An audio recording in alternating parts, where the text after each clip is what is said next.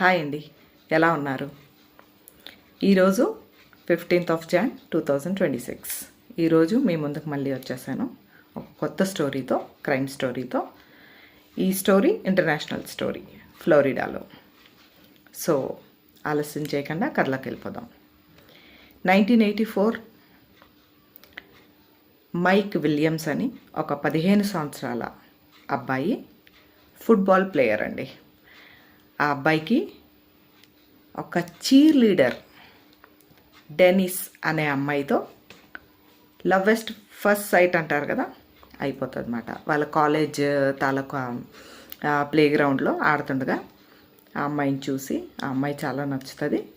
ఆ తర్వాత ఆ అబ్బాయి వెళ్ళి ప్రపోజ్ చేస్తాడు. చేస్తే ఓకే అనుకుంటారు. అండ్ వీళ్ళిద్దరికీ కామన్ ఫ్రెండ్స్ ఉంటారు, బ్రయన్ వించెస్టర్ అని అండ్ క్యాథీ అని. వాళ్ళిద్దరూ కూడా ప్రేమలో ఉంటారు. సో ఇవి 2 జంటలు. ఈ నలుగురు కూడా మంచి ఫ్రెండ్స్ స్కూల్ నుంచే. సో వీళ్ళందరికీ ఒక గుర్తింపు వచ్చేస్తుంది స్కూల్లో. ఎందుకంటే చదువులోని బాగా చదువుకుంటారు, బాగా ఆటలాడతారు అండ్ కలిసిమెలిసే ఉంటారు. ఎక్కడికి వెళ్ళినా కానీ కలిసిమెలిసే వెళ్తారు. అక్కడ 15 years 16 yearsకే పార్టీసు అవి ఇవి కామన్ కదండి. సో అవన్నీ కలిసే వెళ్తుంటారు అన్నమాట. సో వీళ్ళకి ఇష్టమైన, అంటే ఈ ఇద్దరు అబ్బాయిలకి, ఎవరికి, మైక్కి బ్రయన్కి ఇష్టమైన ఒక స్పోర్టు డక్ హంటింగ్ అండి. అక్కడ లైసెన్స్ ఇస్తారు డక్ హంటింగ్కి. లేక్స్ ఉంటాయి, లేక్స్లో డక్ హంటింగ్కి లైసెన్స్ ఉంటుంది. సో అది ఒక స్పోర్ట్ లాగా తీసుకొని చేస్తుంటారు అనమాట. వీళ్ళకి చాలా ఇష్టం ఇద్దరు అబ్బాయిలకి. సో తరచూ వెళ్తూ ఉంటారన్నమాట. అండ్ 1988లో వీళ్ళు గ్రాడ్యుయేషన్ కంప్లీట్ చేసుకుంటారు, గ్రాడ్యుయేట్ అయిపోతారు నలుగురు కూడా. అండ్ పెళ్ళిళ్ళు కూడా చేసేసుకుంటారు. ఎవరెవరు? Mike, Dennis and Brian and Cathy పెళ్లి చేసేసుకుంటారు. హ్యాపీగా ఉంటారు చాలా.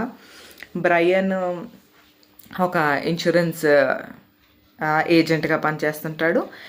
అండ్ మైక్ ఏమొచ్చి మంచి బిజినెస్ చేసి కొంచెం హై పొజిషన్లో ఉంటాడు, బాగా కోట్లలో సంపాదిస్తాడు అప్పుడే. అండ్ డెనిస్ కూడా ఏమి ఇంట్లో కూర్చునే అమ్మాయి కాదు, ఏదో జాబ్ చేసుకుంటుంటుంది. క్యాథీ కూడా అంతే. సో అందరూ హ్యాపీస్. సో అప్పుడప్పుడు అక్కడికి ఇక్కడికి వెళ్ళడం, కలిసే వెళ్తుంటారు, మంచి ఫ్రెండ్స్గా ఉంటారు. సో ఏంటంటే ఒకరోజు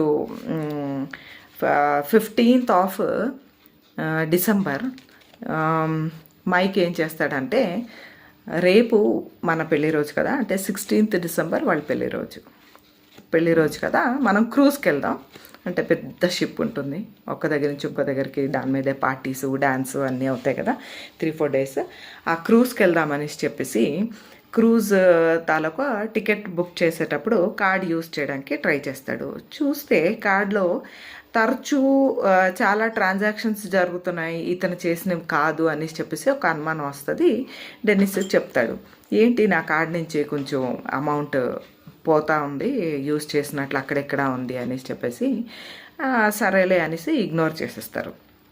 ఆ ముందు రోజే 14వ తారీఖున మైక్ వాళ్ళ అమ్మని కలవడానికి వెళ్తాడు. చాలా టైం వాళ్ళ అమ్మతో స్పెండ్ చేస్తాడు. ఎందుకంటే అప్పుడే వాళ్ళ డాడీ చనిపోతారు. సో అమ్మ ఒంటరిది అయిపోయింది కాబట్టి అమ్మకి మైక్ అంటే చాలా చాలా చాలా ప్రేమ. సో అమ్మతో కొన్ని రోజులు అంటే కొంత టైం గడిపి వస్తాడనమాట. సో ఈలోపు ఈ 2-3 yearsలో మైక్ అండ్ డెనిస్కి ఒక పాప కూడా పుడుతుంది. పాప పేరు ఎన్స్లే. సో పాప కూడా పుడుతుంది. చాలా హ్యాపీగా జీవితం గడుస్తుంటుంది. సో ఏంటంటే మైక్ ప్లాన్డ్ గై, అంటే అన్ని ప్లాన్ ప్రకారంగా చేసే అబ్బాయి మాట. అండ్ బ్రయన్ అలా కాదు. బ్రయన్ ఒక ఇన్సూరెన్స్ ఏజెంట్. సో అంత డబ్బులు ఏం సంపాదించలేకపోతాడు. సో నార్మల్ లైఫ్ లీడ్ చేస్తుంటాడు. బట్ హ్యాపీ, అందరూ హ్యాపీ. సో ఏంటవుతుందంటే ఒకరోజు మైక్ కనిపిస్తుంది, లేదు నాకేమన్నా అయిపోతాయి, నా ఫ్యామిలీ ఏమైపోతుంది, సో నేను జాగ్రత్త పడాలి అనేసి చెప్పేసి 1.7 million ఇన్సూరెన్స్ చేయిస్తాడు ఫ్రెండ్తోనే. ఆ ఫ్రెండ్ ఇన్సూరెన్స్ ఏజెంట్ కదా, సో చేయిస్తాడు. చేసి సెక్యూర్ అయిపోద్ది. సో నా ఫ్యామిలీ సెక్యూర్ అని చెప్పి హ్యాపీ అయిపోతాడు. Okay. So 15th of December Mike book చేస్తాడు టికెట్ రేపటికి 16th ఆఫ్ డిసెంబర్కి క్రూజ్కి, భార్యకి, అతనికి అండ్ పాపకి అనేసి చెప్పేసి. సో 16th మార్నింగ్ మైక్ ఏమంటాడంటే భార్యతో, నేను ఈవేళ సాయంత్రం మనం క్రూజ్కి వెళ్ళాల్సి ఉంది కదా, సో నువ్వు రెడీగా ఉండు, నేను త్వరగా వచ్చేస్తాను, జస్ట్ డక్ హంటింగ్ వెళ్తున్నాను సింగిల్గా, ఎవరితో కాకుండా. ఎప్పుడు కూడా బ్రయన్ని తీసుకొని వెళ్తాడు, కానీ ఇప్పుడు భార్యకి ఏం చెప్పేసి వెళ్తాడంటే, ఎవరితో వెళ్తున్నావు అనేసి అంటే, ఎవరితో లేదు, నేను సింగిల్గా వెళ్తున్నాను, జస్ట్ కాసేపు డక్ హంటింగ్ చేసి వచ్చేస్తాను, నాకు కొంచెం తలకాయ రిలాక్స్గా ఉంటుంది అనేసి చెప్పేసి వెళ్తాడనమాట. రెడీగా ఉండు సాయంత్రం వరకు అని చెప్పి. ఇంతకీ రాడు, అంతకీ రాడు. 12 అయిపోతుంది, 1 అయిపోతుంది, 2 అయిపోతుంది, 3 అయిపోతుంది. సో 3 o'clockకి ఈ అమ్మాయి డెన్నిస్ ఏం చేస్తుందంటే కొంచెం గాబరా పడి, ఏంటి ఇంకా రాలేదు అనేసి చెప్పేసి వాళ్ళ డాడీకి, అంటే డెన్నిస్ వాళ్ళ డాడీకి చెప్తుంది. వచ్చేస్తాను అన్నాడు, సాయంత్రం మేము వెళ్ళాల్సింది ఉంది, కానీ ఇప్పటి వరకు రాలేదు, నాకు భయం వేస్తుంది అనేసి చెప్పేసి అంటదన్నమాట. అంటే అప్పుడు వాళ్ళ డాడీ కొంచెం అక్కడ ఇక్కడ ఫోన్లు చేసి వచ్చేసి ఇచ్చేసి కనుక్కొని ఆ తర్వాత తప్పదు అనేసి చెప్పేసి పిఎస్లో రిపోర్ట్ చేస్తారు, పోలీస్ స్టేషన్లో రిపోర్ట్ చేస్తారన్నమాట. రిపోర్ట్ చేస్తే పోలీసులు వెంటనే రంగంలో దిగి, ఎక్కడికి వెళ్తాడు మీ ఆయన ఎప్పుడు కూడా అనేసి చెప్పేసి అంటే, లేక్ సెమినాల్ అనేసి చెప్పేసి ఉంది, అక్కడికి వెళ్తాడండి ఎక్కువ అని చెప్తుంది. ఎన్ని గంటలకు బయలుదేరాడంటే 6 AM మార్నింగ్ బయలుదేరాడు, ఇప్పుడు 3 అయిపోతుంది, అయినా రాలేదు, నాకు గాబరాగా ఉంది అని చెప్తుంది అనమాట. సో పోలీసులు రంగంలో దిగి వెళ్ళి చూస్తారు, అన్నీ వెతుకుతారు, హెలికాప్టర్తో వెతుకుతారు, మొత్తం పరిసర ప్రాంతాలన్నీ వెతుకుతారు. ఏమో తప్పు జారి ఏమైనా లేక్లో పడిపోయాడా ఏంటో, ఎందుకంటే చిన్న లేక్ కాదు, చాలా పెద్ద లేక్ అది. సో లేక్లో ఏమన్నా పడిపోయాడా అనేసి సర్చ్ ఆపరేషన్ చేస్తారు, డైవర్స్ని తీసుకొచ్చి చూస్తారు, ఎక్కడ ఏం దొరకదు. సో ఇలాగా జరిగి ఒక 3 days గడిచిపోతుంది. 3 days వరకు కూడా కనిపించాడు. 3 days తర్వాత అచానక్ అక్కడ ఆ లేక్ పక్కన ఒక దగ్గర మైక్ తాలూకు కారు, బోట్లోని ఒక ఆయన హ్యాట్, జాకెటు, తర్వాత ఇవన్నీ దొరుకుతాయి అన్నమాట. దొరికితే ఇదేంటి అనేసి చెప్పేసి చూస్తారు, అవన్నీ చూస్తారు. చూసిన తర్వాత బోట్ యూజ్ చేసినట్లు ఉండదు, పెట్రోల్ ఫుల్గా ఉంటుంది బోట్లోని, కార్ కూడా నార్మల్గా ఉంటుంది. 2 జాకెట్లు దొరుకుతాయి. ఇదేంటి 2 జాకెట్లు ఉన్నాయి అనుకుంటారు, ఓకే. కానీ మళ్ళీ సర్చ్ ఆపరేషన్ స్టార్ట్ చేస్తారు. టోటల్ 44 days వరకు కూడా పోలీసు సర్చ్ ఆపరేషన్ జారీ చేస్తారు, కానీ ఎక్కడ మైక్ జాడ తెలీదు. సో కొంచెం కేసు ధీమే అయిపోద్ది, చెప్పబడిపోద్ది. అండ్ ఇక్కడ ఫ్లోరిడాలో ఏంటి అంటే, ఫ్లోరిడాలో ఎవరన్నా మిస్సింగ్ అయ్యారనుకోండి, వాళ్ళని ఇంకా దొరకలేదు కదా అని చెప్పేసి రేపు ఎల్లుండో డెడ్ డిక్లేర్ చేయరు, డెత్ సర్టిఫికేట్ ఇవ్వరు. అక్కడ 5 years టైం తీసుకుంటారు మిస్సింగ్ రిపోర్ట్కి. ఆఫ్టర్ 5 years డెత్ సర్టిఫికేట్ అనేది జారీ చేస్తారన్నమాట. 5 years వరకు కూడా ఉన్నాడేమో, తప్పు పేరేమో, వస్తారేమో అన్న హోప్ ఉంటుందన్నమాట. కానీ 5 years వరకు కూడా ఏ క్లూ లేకపోతే అప్పుడు డెత్ సర్టిఫికేట్ ఇస్తారు. సో ఇప్పుడు ఎన్నో రోజులు కాలేదు కాబట్టి డెత్ సర్టిఫికేట్ ఇవ్వరు. అయితే ఏంటవుతుంది అంటే, మన ఎవరైతే డెన్నిస్ ఉందో ఆ అమ్మాయి, లేదు నాకు ఈ కారణం కోసం కావాలి, ఆ కారణం కోసం కావాలి అనేసి చెప్పేసి 1-2 yearsలోనే ఆ అమ్మాయి ఆ డెత్ సర్టిఫికేట్ తీసుకుంటుంది ఆ అబ్బాయిది. ఆ అమ్మాయి కంప్లీట్గా నమ్మేస్తుంది, ఇంకా లేడు, లేక్లో మునిగిపోయాడో లేదంటే లేక్లో ఉన్న మొసళ్ళు తినేసాయో. ఎందుకంటే అదొక థియరీ కూడా నడుస్తుంది అన్నమాట, మొసళ్ళు చాలా ఎక్కువ ఉన్నాయి, సో ఏమన్నా లోపల పడిపోయి ఉంటే కనుక మైక్ మొసళ్ళు తినేసి ఉండొచ్చు, లేదంటే ఏదైతే డక్ హంటింగ్కి సూట్ వేసుకెళ్తారో ఆ సూట్లో కానీ పొరపాటున వాటర్ వెళ్ళిపోయిందంటే అది హెవీ అయిపోద్ది, దాన్ని బట్టి మునిగిపోయి ఉండొచ్చు, బురదలో కూరుకుపోయి ఉండొచ్చు, ఇవన్నీ థియరీస్ నడుస్తాయి. సో అన్నీ కాకుండా ఈ అమ్మాయి డెత్ సర్టిఫికేట్ ఎలాగొకలాగా అర్జీ పెట్టి తీసేసుకుంటుంది అన్నమాట. అయితే ఇవన్నీ జరుగుతున్నాయి, కానీ తల్లి ఒప్పుకోదు. మైక్ వాళ్ళ అమ్మ ఏదైతే ఉందో ఆ అమ్మాయి ఆవిడ మాత్రం ఎట్టి పరిస్థితుల్లో ఒప్పుకోదండి. లేదు నా కొడుకు చనిపోలేదు, నా కొడుక్కి ఏదో అయ్యింది అనేసి చెప్పేసి ఆవిడ మాత్రం ఒప్పుకోదు. ఆవిడ ఒక ప్రైవేట్ ఇన్వెస్టిగేటర్ని హైర్ చేసుకుంటుంది ఆవిడ డబ్బులతో. ఆ ఇన్వెస్టిగేటర్ కూడా చాలా ప్రయత్నిస్తాడు కానీ ఎక్కడ ఏమీ క్లూ దొరకదు అతనికి మాత్రం. సో ఈలోపు 5 years గడిచిపోతాయి. 5 years అయిపోయిన తర్వాత మెల్లిమెల్లిగా ఒక జంట వైరల్ అవుతుంది, అంటే ఫేమస్ అవుతా ఉంటుంది అన్నమాట ఒక జంట. ఆ జంట ఎవరు అనుకుంటున్నారు? బ్రయన్ అండ్ డెనిస్, అంటే మైక్ భార్య, మైక్ బెస్ట్ ఫ్రెండ్. వీళ్ళిద్దరూ కొంచెం జనాల్లో కనిపిస్తుంటారు, తిరుగుతుంటారు.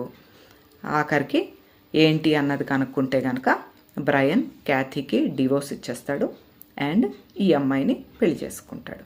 పెళ్ళి కూడా చేసేసుకుంటారు వీళ్ళు 2005లో. ఓకే, సో ఈలోపు ఎవరు మైక్ వాళ్ళ అమ్మ డెనిస్ని వచ్చి కలుస్తుంది. నువ్వు ఇన్వెస్టిగేషన్ ఓన్లీ మిస్సింగ్లోని పెట్టేశావు, క్రిమినల్ ఇన్వెస్టిగేషన్కి ఎందుకు నువ్వు ఇది చేయలేదు? ఎందుకంటే నా కొడుకు ఏమైంది అన్నది నాకు గాబరాగా ఉంది. సో ఇన్ని రోజులైనా కానీ నువ్వు క్రిమినల్ ఇన్వెస్టిగేషన్కి ఎందుకు ఇచ్చేయలేదు అనేసి అంటే డెనిస్ ఆవిడ్ని అనగదొక్కేస్తుంది. ఏమని? నువ్వు ఇంకా అవన్నీ మర్చిపో, నీ కొడుకు ఇక లేడు, నీ కొడుకు చనిపోయాడు, మూవ్ ఆన్. నేను మూవ్ ఆన్ అయిపోయాను, నువ్వు కూడా మూవ్ ఆన్ అయిపో. నువ్వు ఇంకా ఇలాగేమన్నా ఈ మ్యాటర్ని సాగదీసావంటే కనుక ఈ మనవరాలు ఏదైతే ఉందో మనవరాల్ని నువ్వు చూడవు, కలవు ఇంకెప్పుడుని, జాగ్రత్త అనేసి చెప్పేసి ఆవిడని కొంచెం ధమ్కి ఇస్తుంది. ధమ్కి ఇచ్చి ఈవిడ లైఫ్లో ఈవిడ బిజీగా ఉంటుంది అన్నమాట. కానీ తల్లి కదండి, తల్లికి మనసొప్పదు.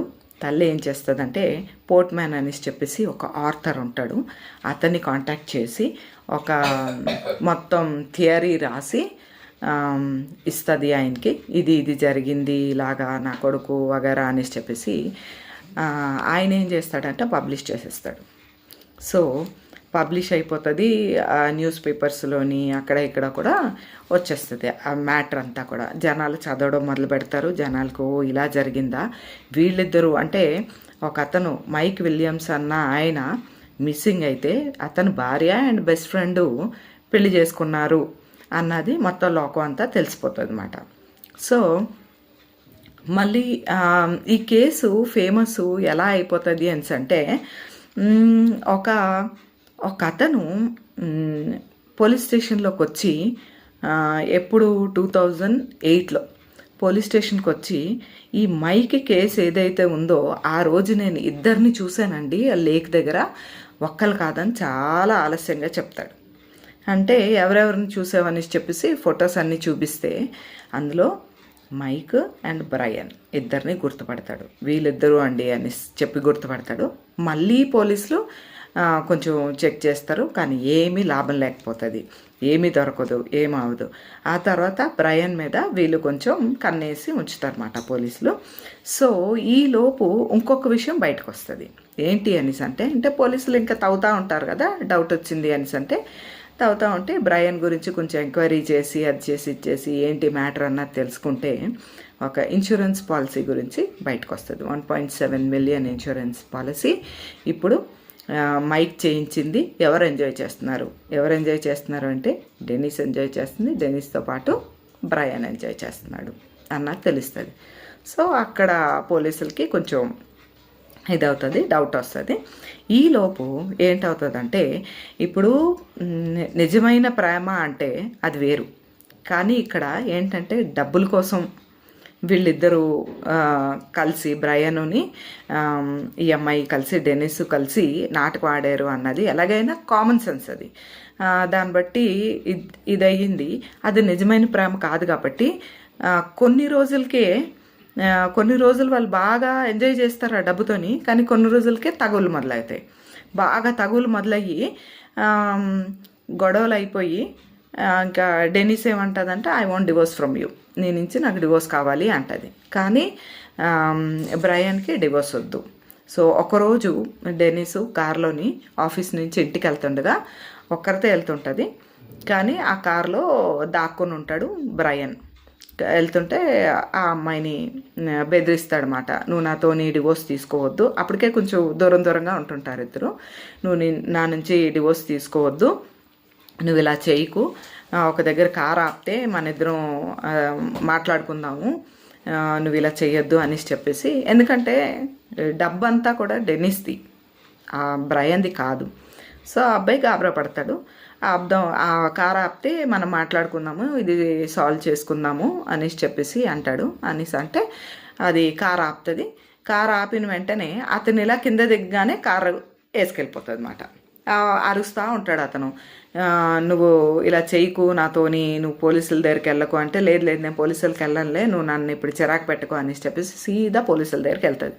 వెళ్ళి నన్ను ఇలా కిడ్నాప్ చేయబోయాడు, నన్ను ఇలా బెదిరించాడు, గన్ తీసాడు, అది ఇది అనేసి చెప్పేసి చెప్పిన వెంటనే ఆల్రెడీ పోలీసులకు కొంచెం డౌట్ ఉంది కదా, వెళ్ళి ఆ రోజు బ్రయన్ని అరెస్ట్ చేస్తారు. అరెస్ట్ చేసి తీసుకొచ్చి బ్రయన్ మీద కేసు నడుస్తుంది. అండ్ డెనీస్ ఏమొచ్చి మొత్తం అంతా కోర్టులోని సాక్ష్యాధారాలతోని చూపించేసరికి కోర్టు నమ్మి అతనికి 20 years శిక్ష వేస్తుంది. సో 20 years శిక్ష వేసింది. అండ్ డెనీస్ హ్యాపీ బయటనుంది, బ్రయన్ లోపల ఉన్నాడు. సో పోలీసులకి ఒక చిన్న అవకాశం దొరికి ఇంట్రోగేషన్ రూమ్లో కూర్చోబెట్టి బ్రయన్ని అడుగుతారు, బ్రయన్ నీకు ఇప్పుడైతే 20 years శిక్ష పడింది, కానీ నువ్వు మాతోని సహకరిస్తే గనక, ఇప్పుడు మేము అడిగే క్వశ్చన్స్కి మాతో సహకరిస్తే గనక నీకు ఆ శిక్ష తగ్గేటట్లు చూస్తాము.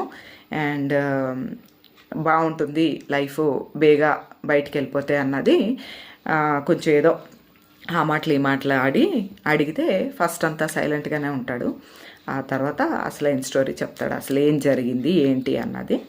యాక్చువల్లీ వీళ్ళు ఎక్కడికి వెళ్ళినా కానీ, స్టోరీలోకి వెళ్తే, బ్రయన్ చెప్పిన స్టోరీలోకి వెళ్తే, వీళ్ళు ఎక్కడికి వెళ్ళినా కానీ నలుగురు కలిసే వెళ్తుంటారు కదా. ఒకసారి ఒక మ్యూజిక్ కాన్సర్ట్కి నలుగురు వెళ్ళినప్పుడు ఏమవుతుంది అనేసి అంటే, కార్ పార్క్ చేయడానికి వెళ్ళాలి అన్నప్పుడు, కార్ పార్క్ చేయకముందే ఈ Danish Brian కార్లోంచి దిగిపోతారు. Kathy and mic కార్లో ఉంటారు, వెళ్ళి కార్ పార్క్ చేసి వస్తారు. ఈ కార్ పార్క్ చేసి ఈ మ్యూజిక్ కాన్సర్ట్లోకి వచ్చే లోపు ఏం జరుగుతుందంటే, ఈ డెనిస్ బ్రయన్ ఏదైతే ఉన్నారో మ్యూజిక్ కాన్సర్ట్లోకి వెళ్తారు. అక్కడంతా ఫుల్ చీకటి, పెద్ద మ్యూజిక్, చిన్న లైటు, వీటిలోని ఆ డాన్స్ వేసుకుంటూ ఊక్కుంటూ తాక్కుంటూ తీక్కుంటూ వెళ్తుంటున్నప్పుడు పొరపాటున వీళ్ళిద్దరూ దగ్గర అయ్యి కిస్ చేసుకుంటారు అన్నమాట, ముద్దు పెట్టుకుంటారు. అక్కడి నుంచి స్టార్ట్ అవుతుంది వీల్ స్టోరీ. ఎవరు? మైక్ భార్య అండ్ క్యాథీ భర్త, వీళ్ళిద్దరిది స్టోరీ అక్కడి నుంచి స్టార్ట్ అవుతుంది. కానీ క్యాథీకి కానీ మైక్ కానీ తెలియదు. క్యాథీ ఇంట్లో లేనప్పుడు డెనిస్ బ్రయన్ దగ్గరికి వెళ్తుంది, వాళ్ళ ఇంటికి వెళ్తుంది. ఇక్కడ మైక్ లేనప్పుడు బ్రయన్ ఇక్కడికి వస్తుంటాడు అనమాట. సో ఇలాగ స్టార్ట్ అవుతుంది, కానీ ఎవ్వరికి ఏమీ తెలియదు. సో వీళ్ళిద్దరూ బాగా దగ్గర అయిపోతారు. బాగా దగ్గర అయిపోయి మరి ఎలా వీళ్ళిద్దరూ కలిసి ఉండేది ఎలా? అప్పుడు ఎవరు అడ్డున్నారు వీళ్ళిద్దరికి? వీళ్ళిద్దరూ అడ్డున్నారు, క్యాథీ అండ్ మైక్ అడ్డున్నారు. క్యాథీ కంటే డివోర్స్ ఇచ్చేయచ్చు. మైక్కి డివోర్స్ ఇవ్వడానికి డెనిస్ ఒప్పుకోదు. ఎందుకంటే చాలా చాలా చాలా డబ్బు గలోడు, అతని దగ్గరే డబ్బంతా ఉంది అండ్ బేబీ ఉంది.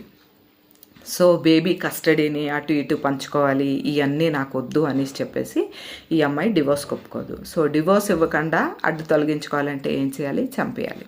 ఓకే.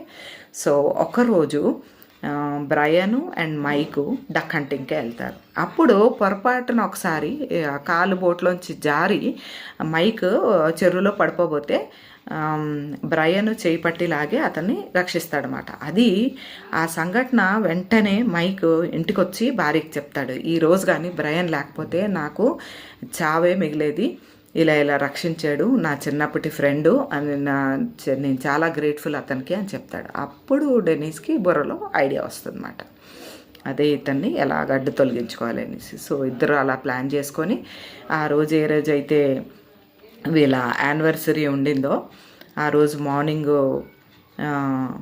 బ్రయనే మైక్కి ఫోన్ చేసి, ఒక చిన్న బోటింగ్ చేద్దాం, డక్ హంటింగ్ చేద్దాం, నా మనసు బాగాలేదు నువ్వు రా అనేసి బలవంతంగా పిలిచి అక్కడ లేక్ దగ్గర అతన్ని బోట్లోంచి తోసేసిన మైక్ పట్టేసుకుంటాడు అన్నమాట. బోట్ను పట్టుకుంటాడు, అంటే చావడు, బోట్ను పట్టుకుంటాడు. కానీ ఒక ఆశ్చర్యం, నా ఫ్రెండే నన్ను ఎందుకు తోసాడు, ఏం జరుగుతుంది అసలు అన్న ఆశ్చర్యం. అతను ఆశ్చర్యంలోంచి బయటకు వచ్చే లోపే బ్రయను గన్ తీసి మైక్ని కాల్చేసి ఆ బాడీ తీసుకొచ్చి ఆ లేక్ పక్కన ఒక సున్సాన్ ఏరియాలో గొయ్యి తీసి కప్పెట్టేస్తాడు అన్నమాట. సో ఇది జరిగింది. ఆ స్టోరీ చెప్తాడు. అప్పుడు పోలీసులు వెళ్ళి ఆ స్థలం దగ్గర తవ్వి చూస్తే అస్థిపంజరాలు, అతని బట్టలు అవన్నీ ఉంటాయన్నమాట. ఉన్న తర్వాత డిఎన్ఏకి పంపిస్తారు. మైక్ వాళ్ళ మదర్ ఉన్నారు కదా, ఆవిడది ఈ అస్థిపంజరాల తాలూకా డిఎన్ఏ మ్యాచ్ చేస్తే మ్యాచ్ అవుతుంది. సో అది మైక్ డెడ్ బాడీయే, అదే అస్థిపంజరం అని తెలుస్తుంది. ఇలా అయిన తర్వాత డెన్నిస్ని అరెస్ట్ చేస్తారు పోలీసులు. 2018లో అరెస్ట్ చేస్తారు. అండ్ అది నిరూపణ అవుతుంది. లైఫ్ ఇంప్రిజన్మెంట్ 30 yearsకి ఇస్తారు ఆ అమ్మాయికి. సో ఈరోజు స్టోరీ ఇదండి. ఎంత దురదృష్టకరమైన సంఘటన కదా, ఫ్లోరిడాలో జరిగింది. సో దీన్ని బట్టి ఈ స్టోరీ విన్న తర్వాత మీకు ఏమనిపించింది అన్నది మీరు నాకు కమెంట్స్లో పెట్టండి. ఎవరిని నమ్మాలి, ఎవరిని నమ్మొద్దు అన్నది ఈ రోజుల్లో సమస్య లేదు. సో మీరు జాగ్రత్త, మీ పిల్లలు జాగ్రత్త, మీ కుటుంబం జాగ్రత్త. రేపు మళ్ళీ ఇంకో స్టోరీతో మీ ముందు హాజరవుతాను. అంతవరకు బాయ్.